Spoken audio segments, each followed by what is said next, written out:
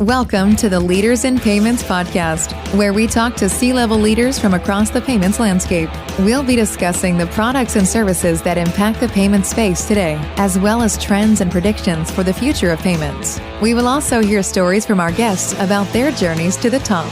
What we believe is where the world is headed, where we're headed, is making a decision whether you use RTP, which is often the term for faster payments, or whether it's ACH wire, push to debit, virtual card, or Zelle. They kind of all look the same from a delivery. So if I want to get paid today, I can choose one of those. So how do I make the choice? The payee shouldn't have to make the choice. The payer shouldn't have to make the choice. The network should have the intelligence to make the choice based off of the payer's cost parameters and risk parameters, and then when the payee expects to get paid.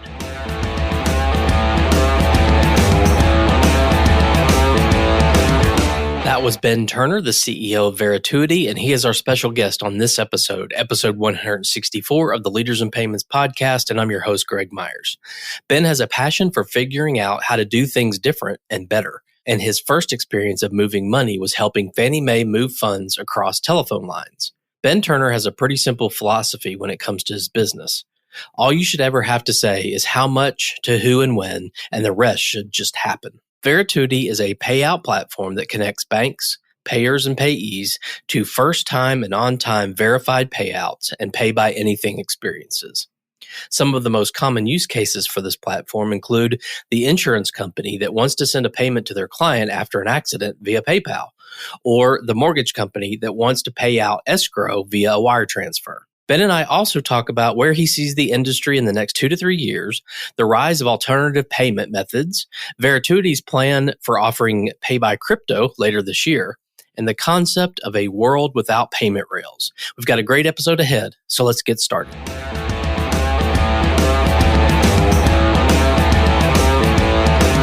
Hi, Ben. Thank you for being here, and welcome to the Leaders in Payments podcast.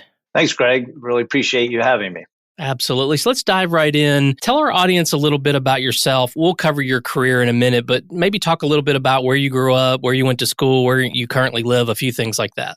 Sure. I grew up in a little town in southern Ohio whose claim to fame is General Sherman was born there. And then I went to undergraduate at Miami University, the cradle of coaches, and business school at Tulane University. And I now live in the Washington, D.C. area. Okay, great. Well, let's dive in and talk about the company. So tell the audience what Verituity does. Yeah, so what Verituity does is it connects banks, payers, and payees to what we call first-time and on-time verified payouts and pay-by-anything experiences. And what we mean by that is a payer should be able to make a payment to their payee, so an insurer paying a claimant or a retailer paying a refund, and it should go through on the first time, and the payee should receive it when they expect, whether that's today, tomorrow, or 20 days from now.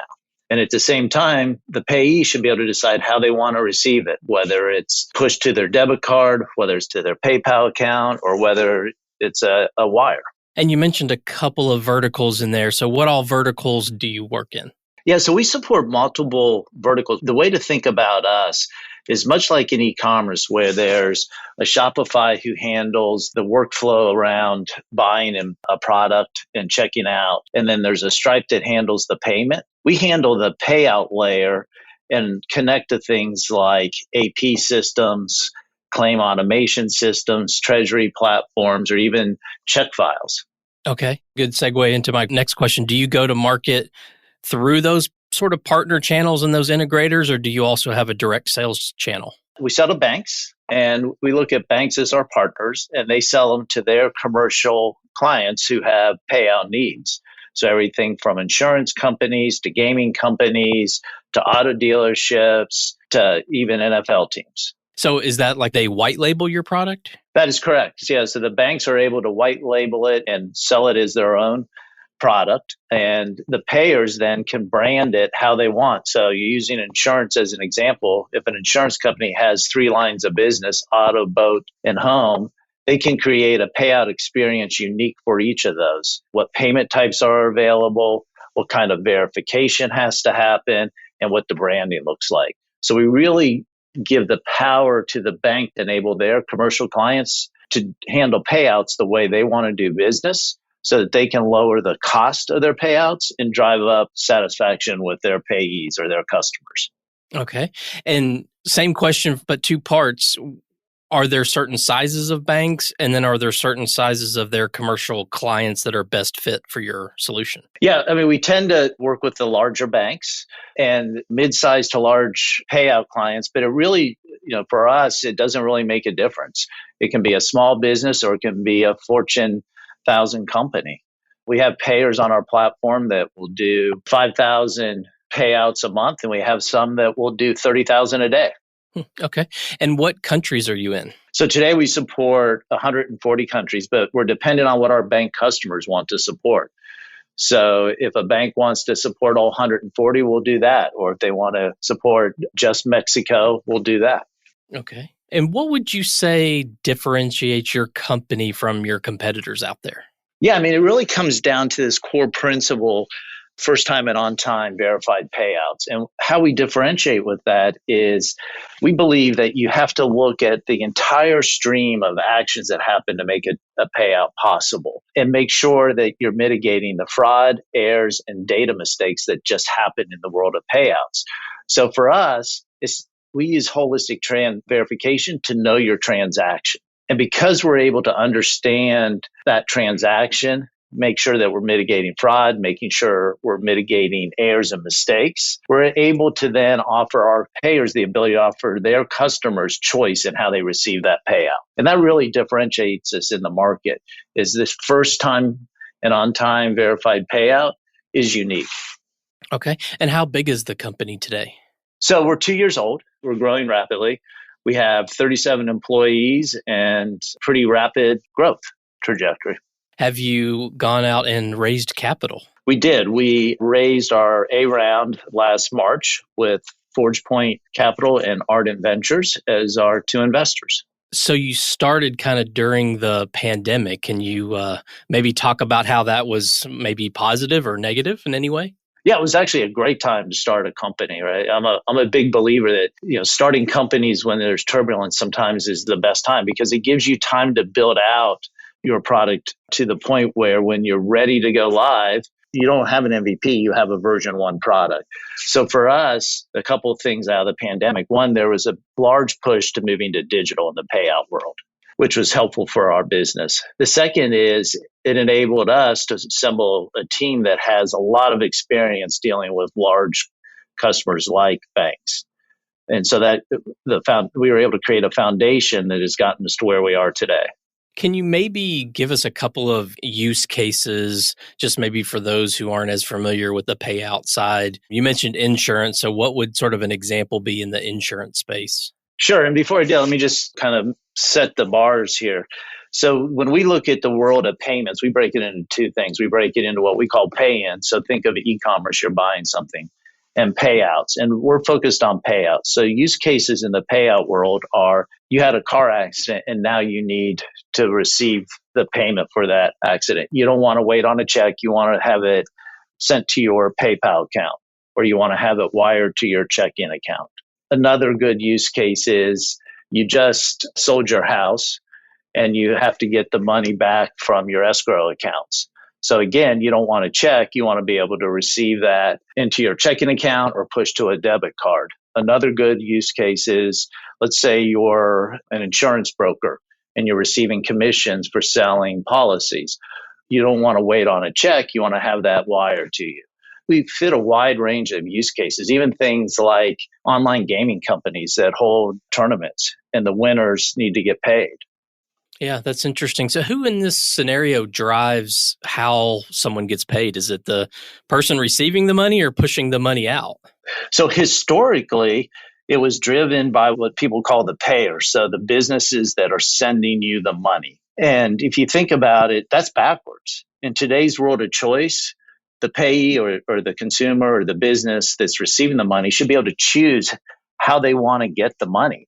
But the hard part is you have to have enough intelligence in the network to know how to send them the money. So simple example, if I win an online game and I won $5,000, I can get that in my PayPal account. But if it's 60,000, I can't because the limit for PayPal is 50,000. So our platform has the intelligence to know what payment types, so payment type are things like Zelle, ACH, Wire, can support the size of the transaction, but at the same time allows the payer to decide which payment types they'll support based on cost. So we introduced choice. We introduced choice for the payer in terms of being able to offer payment type choice to their payees. And we enable choice for the payees to choose how they want to receive the money. Okay. And is the business model built on sort of a SaaS fee or a platform fee, or is it transaction fees or a little of both? It's transaction fees, right? We fundamentally believe that pricing or how we charge should be matched to the value we deliver. So it's not a percent of the transaction. It's a fixed transaction fee based on volume. And we deliver that value of first time and on time payouts and payment choice. Okay. Well, where do you see that whole industry headed, say, in the next 2 to 3 years? Where we're headed and where I believe the industry is headed is it's really about knowing that whole transaction. Because if you know that whole transaction, you can really mitigate the fraud, the errors, the mistakes, and the risk that live in the world of payouts. The other thing that I think is going to drive it is more alternative ways to receive payment. So, for example, later this summer, we'll offer pay by crypto. That's an example of how the world is looking for more choice. And the consumer or the payee or the business that's the payee should be able to choose how they receive it without the payer incurring more risk. What other trends do you see going on in the industry? So one of the big trends is more and more intelligence going into the networks. I mean, I started this business with kind of two simple premises in mind. One is, why do businesses and why do payees have to understand what a payment rail is? I mean, those of us in the world of payments barely understand what a payment rail is. So I think that disappears. I think the concept of payment rails disappears. I also think the other big premise we started the business with is really all you should ever have to say is how much, to whom, and when, and the rest should just happen, which is how the rest of your world works. Right? You don't jump on your iPhone and have to pick which network you want to use to call Anthony. Where do things like faster payments and, account to account payments, where does that come into play? So to me, that's why we talk about on time. Those are just different ways to get the money to someone based on the time they expect to receive it. And so what we believe is where the world is headed, where we're headed, is making a decision whether you use RTP, which is often the term for faster payments, or whether it's ACH wire, push to debit, virtual card, or Zelle. They kind of all look the same from a delivery. So if I want to get paid today, I can choose one of those. So how do I make the choice? The payee shouldn't have to make the choice. The payer shouldn't have to make the choice. The network should have the intelligence to make the choice based off of the payer's cost parameters and risk parameters, and then when the payee expects to get paid. Okay. I assume when FedNow launches, that's sort of just another method, right? It's just another method, but I think you're highlighting why the concept of rails, we believe, will disappear. Is what is the difference between what FedNow is going to enable and what same-day ACH enables and what the current RTP network enables? There really isn't. Right. And it sounds like you've really removed all of the friction from worrying about what to choose and who chooses it. Right. And that's fundamental to how we believe the world should work and how our platform works. The other big premise to make that possible is you have to know your transaction. So if you understand that transaction and all the relationships that exist in the payout transaction, then you can deliver on that promise. I recently read about, and this is somewhat related, but how a lot more products and services for treasury departments of banks and other larger companies that have treasury departments is moving to mobile. So do you have a mobile aspect to your business too? Yeah, we don't care if it's mobile, desktop, we're indifferent. So our platform is what's called reactive. And depending on what the payee is using and what the payer is using, our application will automatically adjust itself to make it a good experience. Well, let's switch gears a little bit and talk about you. If you don't mind, tell us about your journey, how you became the CEO and president there. So maybe just kind of walk us through your career. Yeah, sure. So I got started in technology with AT&T, and my first experience with moving money was my customer was Fannie Mae, and they literally were moving their Fed funds across the telephone line. And so my job was to figure out, how do you modernize that? How do you actually make that safer and faster? And that's what got me started exploring the world of payments. And then fast forward, ended up as part of the early team at Network Solutions, where when we launched our e-commerce business, there were no concepts of fraud detection for online transaction. There was no concept of a billing system to handle online transaction. There were barely payment gateways. So we had to solve for that ourselves. And one of the big things that we figured out was, if you understand who you're doing business with, you have a higher likelihood that that transaction isn't going to be fraudulent and that you're going to be able to deliver the product the customer bought. So from there, we ended up getting acquired by VeriSign, and went from VeriSign to starting my own consulting firm, helping businesses figure out how to launch new product, all in the tech space, predominantly around identity and security. And again, it's that convergence. As I did that, I saw the convergence of identity, verification, and payments as a real opportunity in the market. So when the pandemic started, I kind of saw this opening, or this opportunity to build a business around that convergence. How do you put together verification and payments and create something that will solve the problems that exist in the world of payouts today, where you can see failure rates, and a failure rate in payments can be fraud, can be errors, but you see rates running from the 7-8% all the way up into the low 40%. And do you have any co-founders, or are you the sole founder? No, I do. I have Chris Smith is a co-founder. Can you talk about that dynamic? I always like to ask, sort of, when there are multiple founders in a company, sort of how you split the work and how the relationship is and things like that.